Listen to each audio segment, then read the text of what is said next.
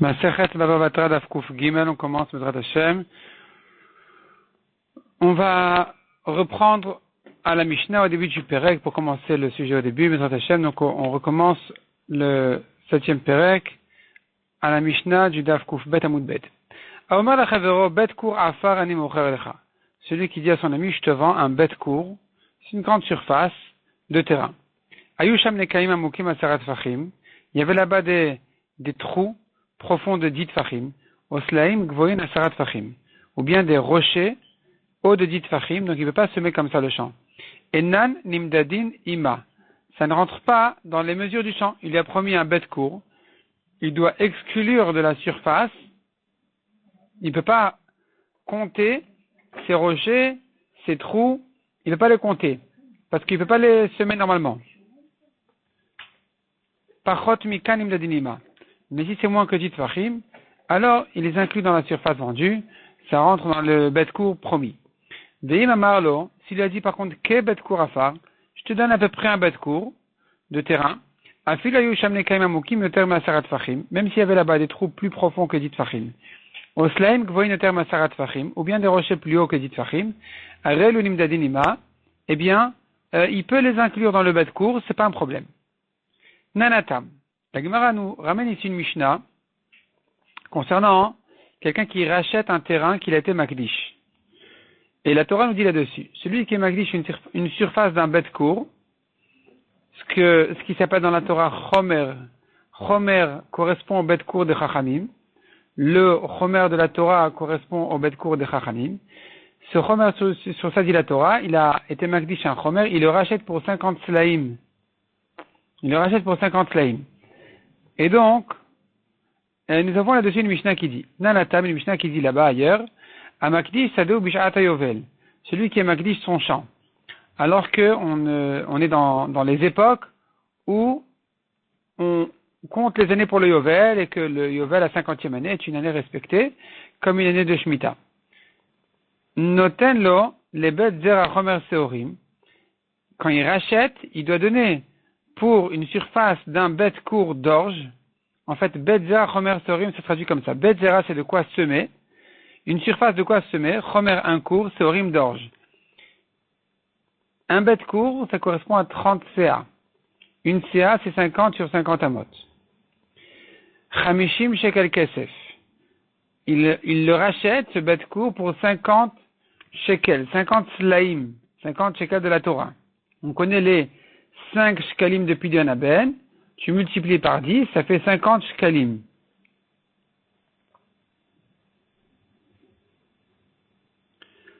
Ayusham nekaim asarat amukim yud fachim oslaim gvoin yud fachim.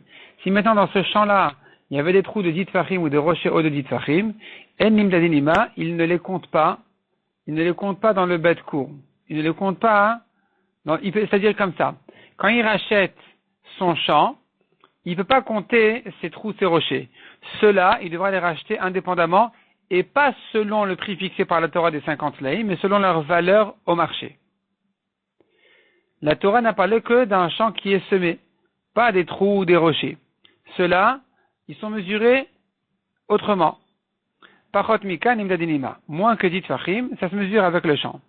Demande à Gemara ve'amai. Ve'amai, pourquoi? Pourquoi tu dis comme ça? Les 4 jouban penaf shayou. Pourquoi ces trous-là et ces rochers-là ne sont pas mesurés dans la surface du Bet Kur?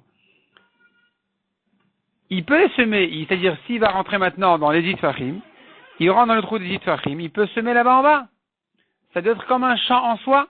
Il a qu'à le calculer comme un champ en soi. Il a le champ en haut, il a le champ en bas, de hauteur. Et donc, le champ d'en bas, il devrait le racheter, finalement, au même prix. De Ritema, si tu vas me dire, Kevan de Love et Bet Kur, puisque les trous ne font pas une surface d'un Bet Kur, l'Okadché, ils sont pas Ekdesh. C'est pas sur ça que la Torah a dit, celui qui était Magdish, il rachète pour 50 slaim. Ici, non, il n'y a pas ces halachot. Puisque ça ne fait pas un Bet Kur, qu'il aurait fallu minimum un Bet Kur. La Gemara dit, c'est faux. C'est faux. Ve'atania Sadeh, Ve'atania, la Bretagne dit, c'est écrit dans la Torah le mot Sadeh, un champ. Matalmud Lomar, pourquoi la Torah a précisé un champ?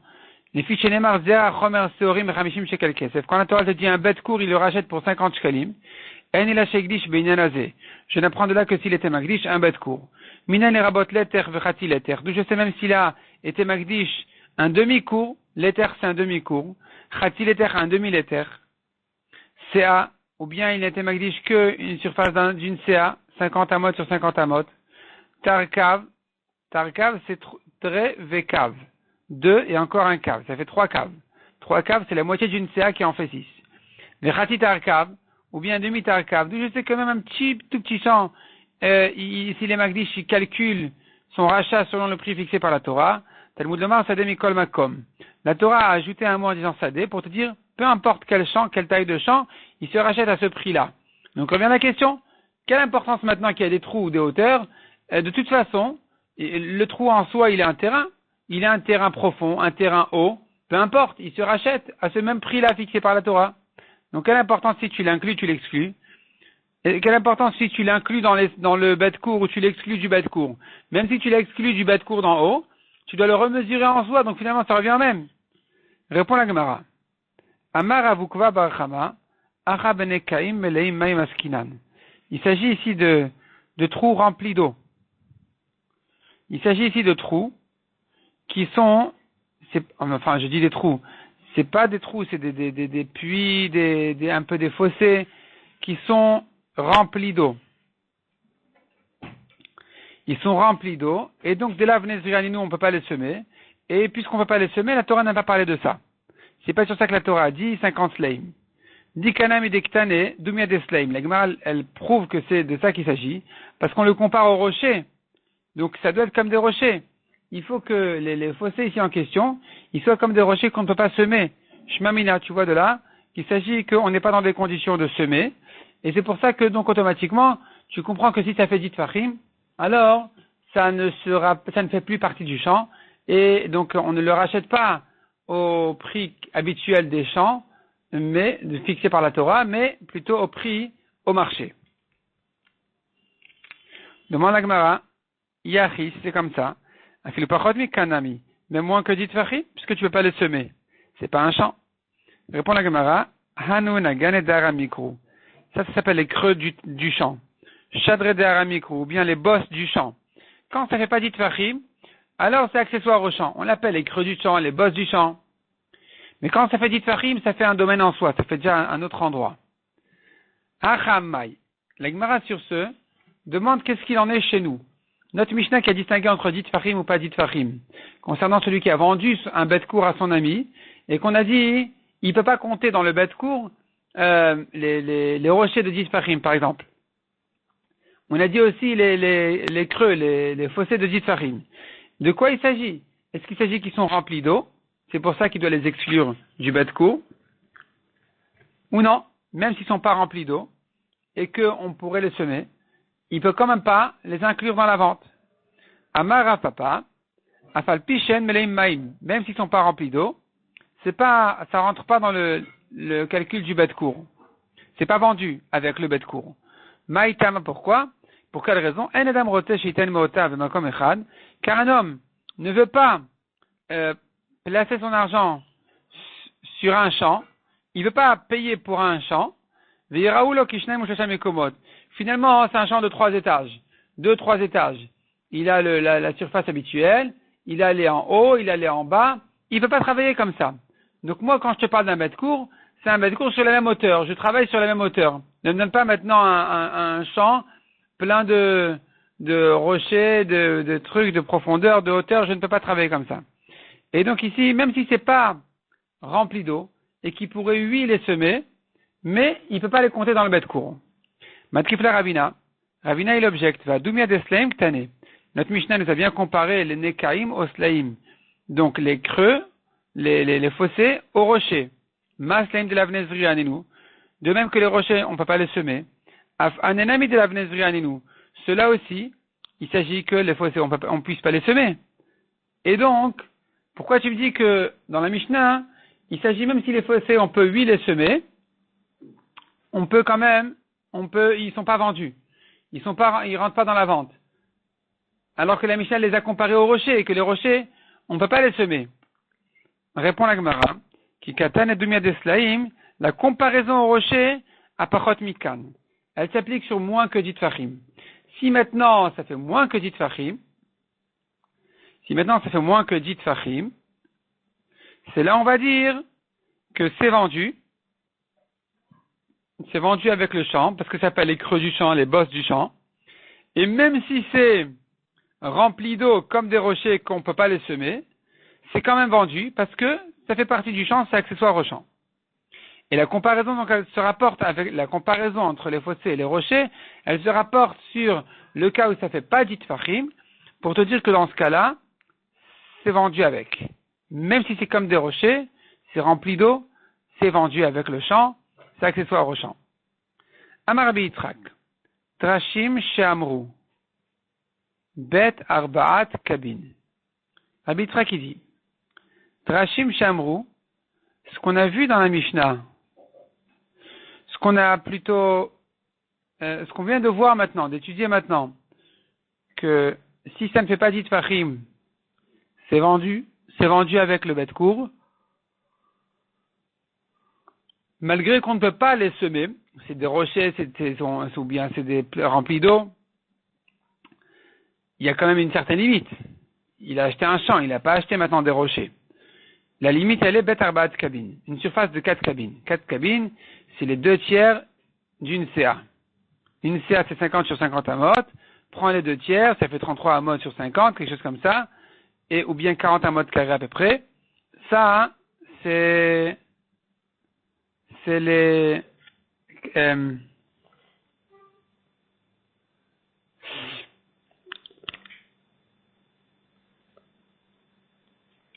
pas 40 amot carrés, 40 amot sur 40 amot. Quand c'est un carré, ça doit faire 40 amot sur 40 amot. Ça correspond au maximum que l'acheteur doit tolérer. Quand il a de la terre qui ne peut pas semer dans son champ. Mais plus que ça, c'est exagéré. Je reprends. Le maximum que l'acheteur doit tolérer dans son champ, le maximum de rochers qu'il doit tolérer dans son champ, c'est une surface qui arrive en tout à bet arbaat kabin. Donc c'est comme on a dit, les 2/3 d'une CA dans un cours. Il a acheté un cours qui fait 30 CA. Et voici que il a dans son cours dispersé 2/3 d'une CA, 4 cabines, de rochers ou de terre qu'il ne peut pas semer, c'est vendu avec. Amar avukva bachama, v'ushumuvlain bechameshet cabines. Il ne faut pas que les 4 cabines soient concentrées en soi. Il faut qu'ils commencent à être dispersés au moins sur une surface de 5 cabines. Mais s'ils sont concentrés 4 cabines en soi, alors il les mesure pas. Il doit pas l'accepter. L'acheteur n'a pas l'obligation d'accepter. Si c'est moins que 4 cabines, il doit les accepter même si c'est du concentré, au même endroit. Mais si c'est 4 cabines, alors il faut que ça commence à se disperser au moins sur 5 cabines. Rav Chia bar Abba Rabbi Yochanan, v'ushumuvlain beruba shel sadeh. Lui, Rabbi Yochanan, il donne encore plus de droit à l'acheteur. Il dit non, l'acheteur n'a pas l'obligation d'accepter les 4 cabines s'ils ne sont pas dispersés sur la majorité du champ. Or, le champ, il fait 30 CA. 30 CA, c'est 180 cabines. Et lui, il doit, l'acheteur, accepter 4 cabines à condition qu'ils soient dispersés sur la majorité du champ. Donc, si maintenant le champ c'est 30 CA, il faut que ces 4 cabines soient dispersées sur 16 CA. Un quart de cave par CA. Mais si c'est plus concentré que ça, il n'a pas l'obligation de les accepter. Rav Chia bar Abba. Rav Chia bar Abba demande, Ruban bemiuta. Si maintenant la majorité des 4 cabines n'occupe que la minorité du champ, et le reste est dispersé. Ou miutan beruba. Et miutan, la minorité des 4 cabines, c'est dispersé sur la majorité du champ. Maou. Qu'est-ce qu'on dira ici? Est-ce que l'acheteur doit les accepter en disant, voilà, tu vois que c'est dispersé sur la majorité du champ en tout? Ou bien non, il peut dire non, il y a la majorité des 4 cabines. Disons, il y a 3 cabines. Il y a 3 cabines sur 15 CA. Alors que la majorité du champ, c'est 16 CA. Et dans les 15 CA, tu as déjà 3 cabines. Il y a encore un cave sur, ou plutôt la minorité. Donc on a dit, je reprends. Le cours, c'est 30 CA. La minorité, c'est 14. Sur 14, il a 3 cabines. Et sur 16, il a un cave. Est-ce que l'acheteur a l'obligation de l'accepter ou pas? Tekou, on reste là-dessus en question. Rabbi Mia, encore une question, il pose là-dessus Rabbi Mia, on tourne la page. Toutes sortes de formes maintenant. Les rochers, dans ce champ-là, ils ont des formes qui vont lui compliquer le travail de la terre. Il aura du mal à labourer parce qu'il devra à chaque fois les traverser. Et ça le bloque de partout. Donc, Kesher, Maou, si ça a une forme, par exemple, de bracelet, et donc il a du mal à pénétrer, il doit traverser partout il va rentrer pour labourer son champ, il devra traverser ce bracelet de rocher. Keshura, Maou, ou bien c'est une ligne droite, et donc à chaque fois il faut la traverser d'un côté du champ à l'autre côté du champ. Itztadinin, Maou, comme des cornes d'un taureau, on a ici dans Rashi un peu le Itztadinin, il nous dessine un peu les formes des cornes. Et donc, ces cornes-là, les rochers sont sous cette forme-là, et donc ça complique beaucoup de labourer le champ. Derrière à Kalaton Maou, ou bien en zigzag, comme il nous montre Rashi encore une fois, Tekou, sur tous ces cas-là spéciaux, la Gemara reste là-dessus en Tekou. Tana, Imeya Sela Yechidi, Afilu kol sheu en nimdadim ima.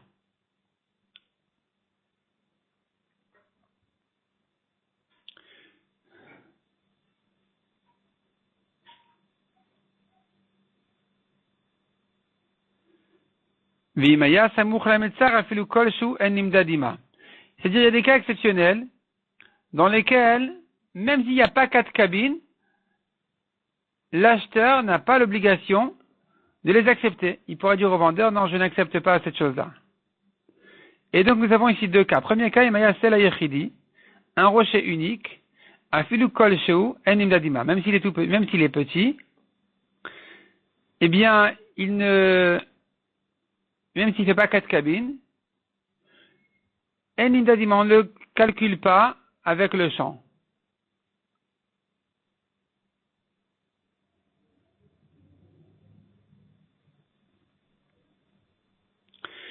Alors, le Rashba m'explique, ce rocher-là, il était en dehors du champ, proche du champ.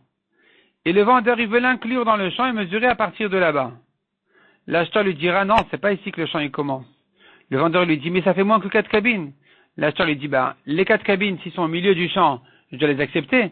Mais commencer à mesurer par un rocher, tu te moques de moi. Ça, je n'ai pas l'obligation. Effectivement, il aura raison.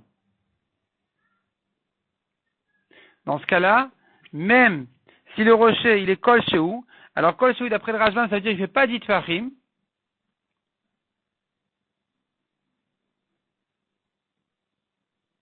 Et pas 4 fachim de largeur, vraiment un petit truc, il n'a quand même pas l'obligation de l'accepter. Parce qu'il ne s'annule pas au champ, il ne fait pas partie du champ, il n'est pas accessoire au champ.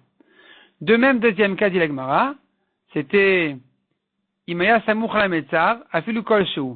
Il y a les frontières du champ, proche des frontières du champ, ça commence à nouveau par un rocher, et alors, à nouveau, l'acheteur n'a pas besoin de l'accepter. Donc il est dans les 3 tfachim proches de la frontière, de la fin du champ, il n'a pas besoin de l'accepter.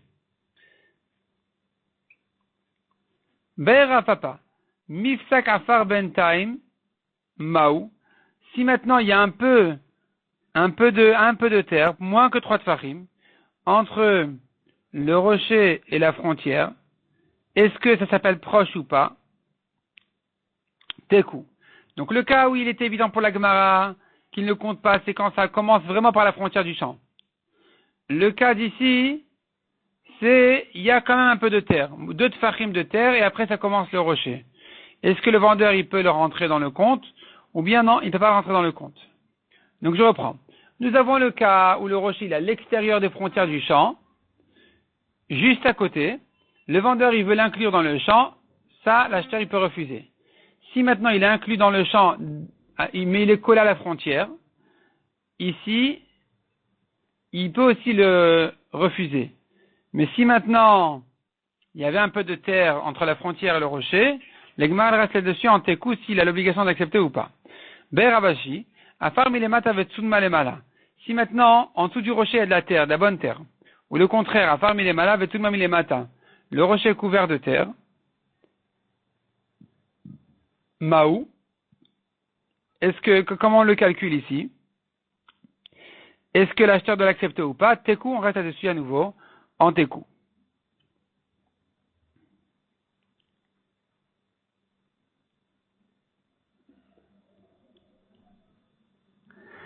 Mishnah suivante. Bet cour afar ni mocher lecha mida bechevel. Je te vends un bet court de terrain, mida bechevel, mesuré à la corde, ça veut dire précis.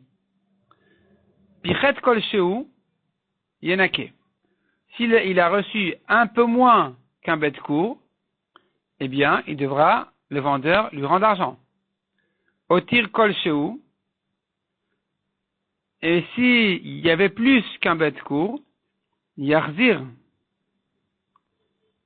il doit lui rendre.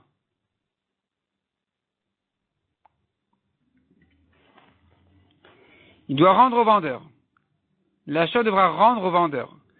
Mais si le vendeur lui a dit à peu près un bet court, plus ou moins, alors dans ce cas-là, afilu pichet rovalesea, même si il manque de la surface qu'il lui a promis un peu, combien c'est un peu? C'est un quart de cave par CA, donc un 24e de ce qu'il lui a dit. On n'est pas à un 24e près. Oti rovalesea, ou bien que la surface est plus grande que ce qu'il lui avait promis à nouveau d'un 24e, un quart de cave par CA. Higio, la vente est faite, telle qu'elle est faite, ça y est. Yotermikan, mais si c'est plus que ces mesures-là, la différence elle fait plus qu'un 24e, Yaseh Cheshbon, il doit calculer.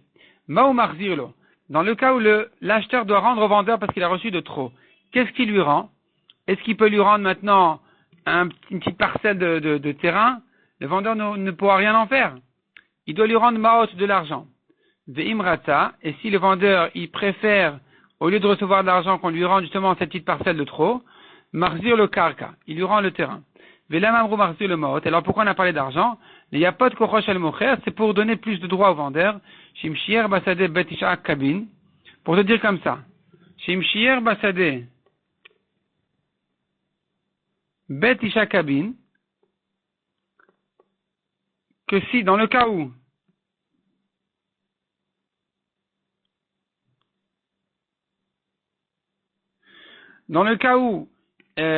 dans un cas de champ, il lui a vendu plus que ce qu'il devait lui vendre, et il y a de trop une surface de 9 cabines, 9 caves, ou begina betratzi cave, ou si c'est un jardin, même un demi-cave, c'est déjà important, ou que Rabbi Akiva beturova, ou bien selon Rabbi Akiva, même un quart de cave pour un jardin, c'est déjà un jardin important, marzir le takarka. Il lui rend le terrain, l'acheteur lui rendra le surplus en terrain et pas en argent.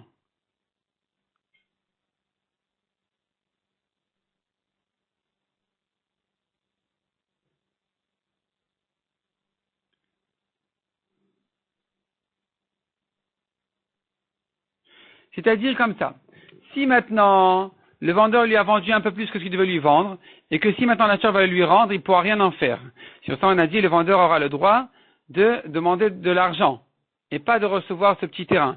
Mais si maintenant la différence elle est suffisamment importante pour que si maintenant le vendeur il récupère le surplus qu'il lui a vendu, ça sera un jardin, un petit jardin, ça sera un petit champ, et la Mishnah nous donne les mesures précises de ce qu'est-ce qu'on appelle un petit champ ou un petit jardin, comme on a dit ici, 9 cabines pour un champ, un demi-cave pour un jardin, eh bien dans ce cas-là l'acheteur pourra le lui rendre. Velot arova bilvadu marzir, ela et kolamotar. Non seulement il lui rend le 24e, le rova, donc le quart de cave, mais même tout le surplus qui n'était pas, c'est-à-dire il avait parlé d'un cours par exemple, il a vendu plus que ça, toute la différence il devra lui rendre. Non seulement le rova, le quart de cave, même toute la différence, il devra lui rendre. Cette phrase-là, on ne peut pas la comprendre telle quelle. La Gemara va l'interpréter, comme annonce déjà le Rashbam ici. Voyons le Rashbam. Le Rashbam bien en bas, ça fait 5 lignes en bas, quelque chose comme ça. Alors la Gemara va objecter sur cette phrase-là. Ou Metaret la Gemara va l'interpréter. Velot amotar bilvadu marzir. Hechad amaran. C'est-à-dire dans le cas où on a dit, il y a assez cheshbon qui va lui calculer. Vechad amaran arzir akarka. Et lorsqu'on a dit que la sœur doit lui rendre le terrain, et la gamme kol ala medrevain de batkour et eterin marzir. Mais même, pour le batkour, tu multiplies par 30, parce qu'il y a 30 CA, et que pour chaque CA, il mérite un rova. Et donc, il va lui rendre les 30 revaïn, les 30 rovas, de kevan de ikakar kachashuv ben akol, lomachil midi. Puisque en tout, ça s'additionne à un terrain important, alors l'acheteur, alors il n'est rien mochel, il doit lui rendre.